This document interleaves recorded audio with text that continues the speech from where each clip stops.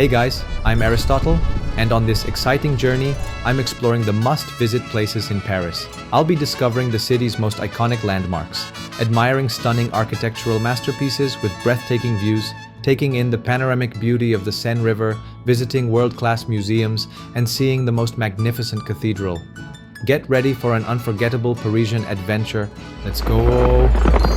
We have arrived in Paris, and our first stop is the majestic Arc de Triomphe, and I am in awe of its grand presence. Standing before this magnificent monument, I can't help but admire its imposing beauty and historical significance.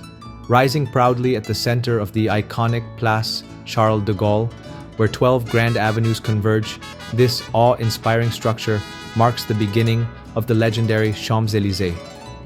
Built to honor the brave soldiers who fought and gave their lives for France during the French Revolution and the Napoleonic Wars, the Arc de Triomphe is adorned with the names of glorious victories and courageous generals, carefully inscribed on its inner and outer walls.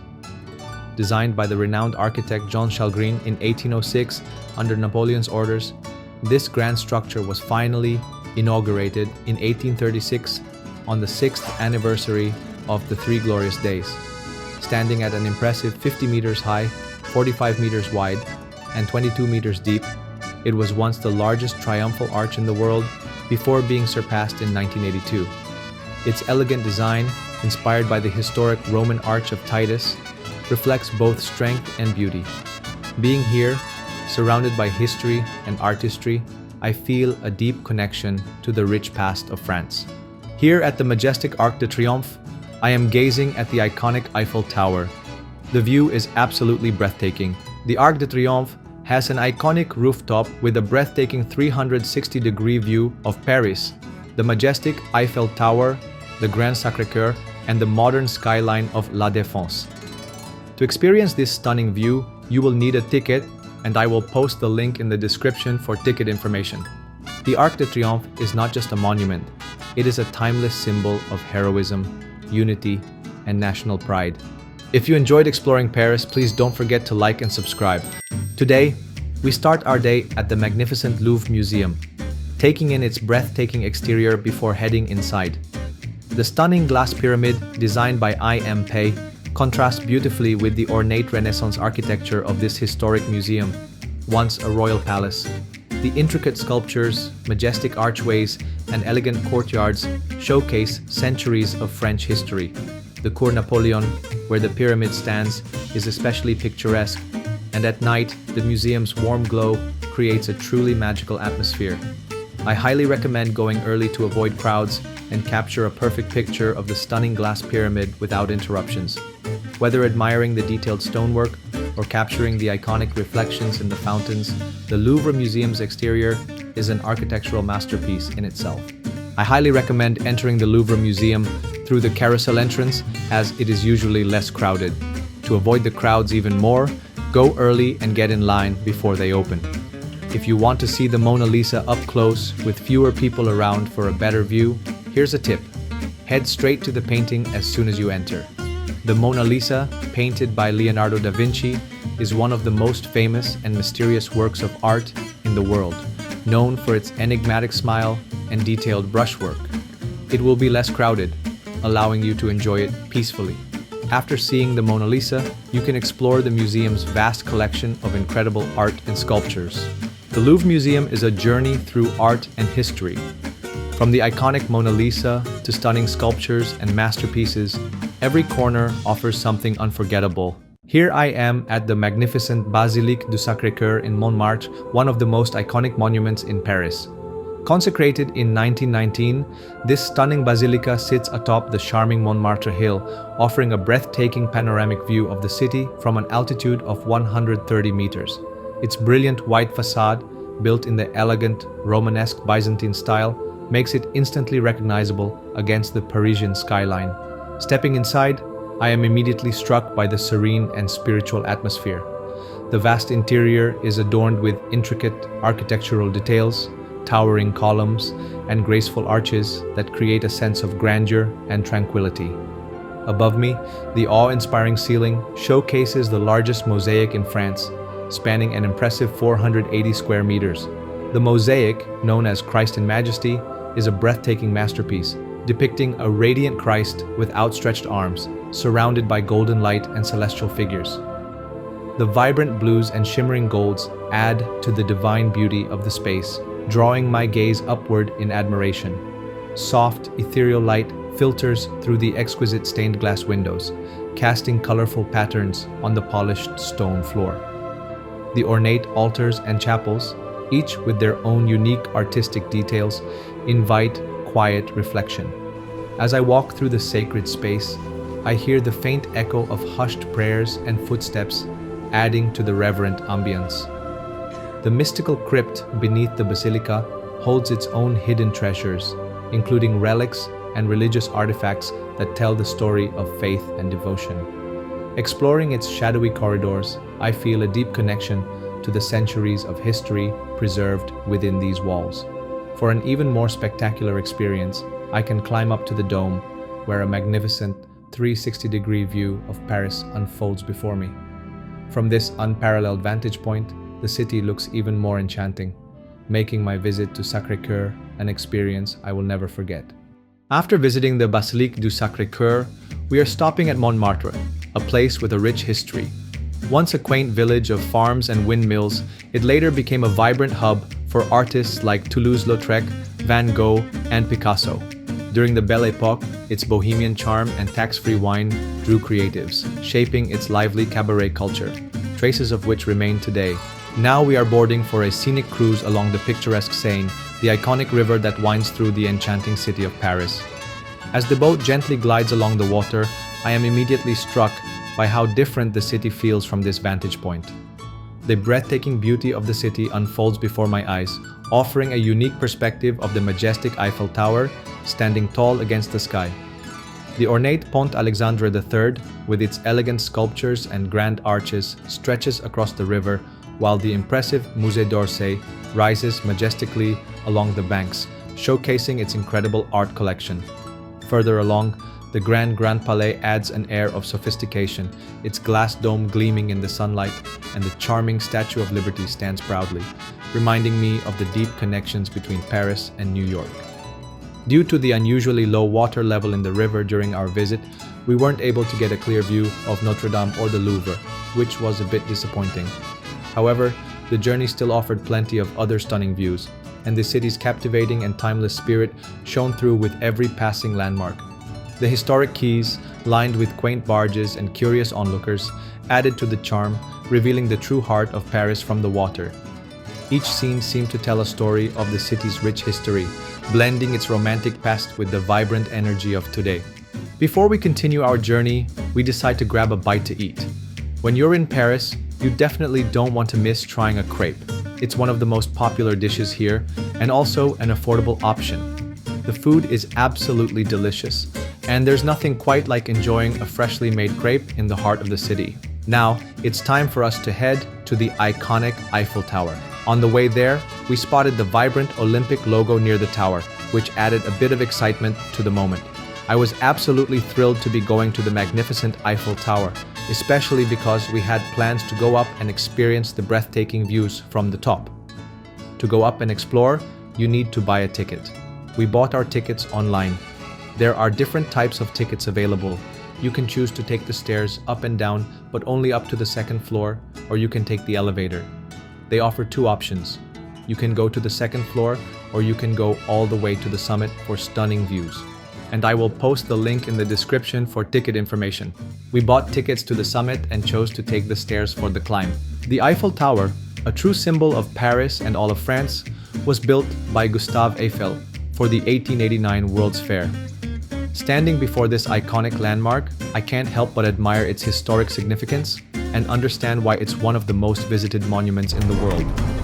Visiting the iconic Eiffel Tower and taking in the breathtaking panoramic views of Paris from the top is an unforgettable experience. Stepping onto the glass platform on the first floor is both thrilling and exhilarating, giving me the unique sensation of walking in the void. Whether in winter or summer, taking a break on the elevated terrace, 57 meters above the ground, is a delightful way to soak in the beauty of the city. I passed the delightful Pierre Hermé macaron bar and convenient takeaway food stands. As I continue exploring, I can't help but marvel at the breathtaking views of Paris unfolding before me. On the way to the stunning second floor, I get to admire the intricate architecture of the Eiffel Tower up close. Final destination, the magnificent summit. I take the elevator, and during the ride, I am fascinated by the intricate architecture of the tower combined with the stunning views of Paris. Now, we are finally here, at the breathtaking summit. The wind is strong and refreshing, adding to the thrill of being 921 feet, 281 meters above the ground. I stroll around, taking in the unparalleled panoramic view of the enchanting city of Paris. While you're here, you can even buy champagne to enjoy as you take in the views. As I stand at the top, I realize just how special this moment is. The Eiffel Tower is more than just a monument. It's a symbol of Paris's beauty, history, and charm. This experience will stay with me, reminding me of the magic of the City of Lights every time I think back to it. After the Eiffel Tower, we are stepping into Starbucks Opéra Paris. I'm instantly captivated by its majestic beauty. Marble columns, vibrant murals, gold-gilded walls, and sparkling chandeliers create a fairy tale-like setting, more like a royal palace than a coffee shop. Housed in a historic 17th century building, this elegant Starbucks preserves its remarkable architecture, with stunning 19th century murals beautifully restored. Modern touches, like bespoke portraits and Arabica coffee plant designs, add a sophisticated charm. Known as the fanciest Starbucks in the world, it feels straight out of Versailles. From the outside, it's unassuming, but inside, it's a breathtaking blend of history and elegance, a truly unforgettable place to enjoy coffee. Now we are on the way to the Musée d'Orsay, and I'm immediately struck by its grand Beaux-Arts exterior, with its glass and steel structure and iconic clock transporting me to a bygone era. The building is adorned with magnificent sculptures near the entrance, adding to its architectural grandeur. Originally a train station built for the 1900 Universal Exhibition, the building itself is a masterpiece. Inside, the museum showcases art from 1848 to 1914 and houses the world's most extensive Impressionist collection. The interior is just as captivating as the exterior, with soaring vaulted ceilings, intricate ironwork, and a breathtaking central nave that floods the space with natural light. One of the most unique spots is the museum's restaurant, set behind the famous clock, offering a stunning view of Paris through its glass face. There's also another clock in a different location, perfect for taking a picture or selfie, allowing visitors to capture a moment with this iconic feature. The museum also offers a fascinating journey through the works of artists like Claude Monet and Vincent van Gogh, whose masterpieces capture the vivid emotions and delicate beauty of nature and human experience. I find myself drawn to Monet's patient, flowing brushstrokes and Van Gogh's raw, vibrant energy, both of which resonate deeply. The collection of sculptures is equally impressive, with elegant marble figures and dynamic bronze forms that seem to come alive with intricate detail and movement. Thanks to a 2011 renovation, the exhibition spaces are sleek and modern while still honoring the building's historic charm. Every year, nearly 4 million visitors wander through its halls, and I love getting lost among its priceless masterpieces. Walking in Paris is one of the best free experiences you can have while exploring this beautiful city. As we stroll along the picturesque Seine River, we take in the breathtaking architecture and pass by some of the city's most iconic landmarks. One of the most incredible walks is along Avenue de la Bourdonnais. This route is truly amazing, offering stunning views of the Eiffel Tower and the historic buildings of Paris. Along the way, we discover fantastic photo spots, capturing the perfect blend of Parisian charm and elegance. Every step through Paris feels like walking through a living postcard filled with beauty at every turn. Tonight, we are going back to the Eiffel Tower. The tower at night is truly magical. As soon as the sun sets, the entire structure glows with a warm golden light, standing tall against the Parisian night sky. It is good to see below the Eiffel Tower. We are seeing the amazing architecture of the Eiffel Tower with stunning light. But the real magic happens every hour on the hour when the tower begins to sparkle. 20,000 twinkling lights flicker for 5 minutes, creating an unforgettable sight. I love finding the perfect spot to take it all in. The Palais de Chaillot offers an amazing panoramic view, perfect for photos. If you want to go to Palais de Chaillot in the morning, you can take nice pictures because there are fewer people. Standing there watching the lights shimmer, I always feel like I'm in a dream. Have you ever seen the Eiffel Tower at night? Since it's New Year's Eve, we're heading to the Arc de Triomphe to watch the countdown and fireworks. The atmosphere is electric, with crowds gathering to celebrate, but getting here can be chaotic. If you're planning to watch the fireworks at the Arc de Triomphe, be prepared for huge crowds and heavy traffic, so stay safe and be cautious. Now we are going to Notre-Dame de Paris, and the exterior is a stunning example of Gothic architecture. As I stand before it, I admire the symmetrical facade with its large, detailed portals adorned with biblical sculptures. Above, the rose windows add vibrant color, while the twin square towers rise majestically, housing the cathedral's bells. The flying buttresses, intricate sculptures, and spires complete the grandeur, making it not just a place of worship, but a breathtaking architectural marvel. As I step into the grand nave of Notre Dame, I'm struck by its vastness, designed to accommodate a large congregation. Construction began in 1182, and the nave, raised from the ground to the soaring vaults, forms the heart of the cathedral. The pillars, arcades, and columns emphasize the verticality of the space, broken by horizontal arcades and capitals, creating a perfect rhythm and harmony that fills the nave with awe. The cathedral's unique double aisles, enhanced by 13th century chapels, add depth and elegance. Its rare double ambulatory in the choir stands as a masterpiece of medieval architecture. Magnificent rose windows and towering high windows once adorned the majestic 12th century cathedral. I can still see some of these breathtaking roses in the first bay and transept. To invite more radiant light, the high windows were beautifully enlarged in the 13th century, reducing the structure to 3 levels while preserving its timeless grandeur. The magnificent vault above me rests on elegant ribbed arches. Looking up at the ribbed vault above the transept crossing, I am in awe of this breathtaking architectural masterpiece. Like most magnificent churches, Notre Dame Cathedral is designed in the shape of a Latin cross. The grand transept forms the horizontal arm, while the intersection, known as the transept crossing, is where sacred liturgical celebrations take place. The 2 expansive arms of the transept, also called braces, add to the harmony of this breathtaking design. The 29 exquisite chapels, added in the 13th century, beautifully surround the interior of Notre Dame, with those around the choir known as the radiating chapels. Each chapel is a stunning work of art, with intricate designs that showcase the mastery of medieval craftsmanship. The graceful arches, delicate stained glass windows, and ornate altars create an atmosphere of peace and reverence. In the Middle Ages, wealthy families, wishing for regular services to honor their beloved deceased, had chapels consecrated. They created enduring foundations, offered generous endowments to devoted chaplains, and claimed dedicated spaces for their families. As I explore, I am in awe of how the number of these sacred foundations grew in the 14th century, along with the chapels. Each chapel is beautifully adorned with intricate details, ornate altars, soft lighting that dances across the stone, elegant statues, vibrant paintings, relics of a patron saint, solemn tombs, and sometimes magnificent wall decor. The design of each chapel flows harmoniously with its graceful arches and delicate proportions. I can see detailed drawings that testify to many of these intricate elements destroyed during the Revolution. Several prominent bishops and archbishops of Paris are buried in these hallowed chapels. The tomb of Simon Matifat de Bussy, bishop from 1290 to 1304, is the only surviving 13th century painted vestige still remaining in Notre Dame.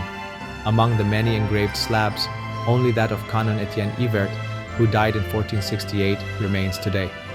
The beauty and reverence of these chapels leave a lasting impression on anyone who visits. Notre-Dame de Paris is one of the most magnificent cathedrals I have ever seen in Europe. Visiting here is free of charge, and you can easily make a reservation online up to 2 days before your visit. If you enjoyed exploring Paris, please don't forget to like and subscribe. I'd love to hear your thoughts, so drop a comment below. Thanks for watching and see you in the next one. My next stop, it will be in Belgium.